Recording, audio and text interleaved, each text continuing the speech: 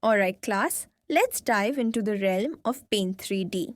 It's a powerful tool that opens up endless possibilities for creating and editing 3D shapes, along with adding vibrant 2D images and text to your creations. Sounds interesting. How do we get started with Paint 3D? Great question. To begin, simply explore the brushes and tools available in the Art Tools menu. Start by selecting a color from the palette or use the eyedropper to pick up an existing color within your workspace. So once we have the color, what's next? Well, you can choose a brush and paint directly onto the canvas or try incorporating some basic 3D objects like the fish from the 3D objects menu. It's all about unleashing your creativity. Now let's talk about creating simple shapes in Paint 3D.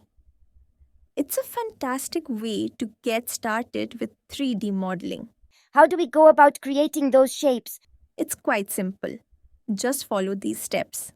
Open Paint 3D, click on the 3D Shapes button, choose the shape you desire, adjust its properties, apply colors and textures. Remember to save your work frequently and share it with others to showcase your creativity. Now go forth and unleash your artistic prowess with Paint 3D.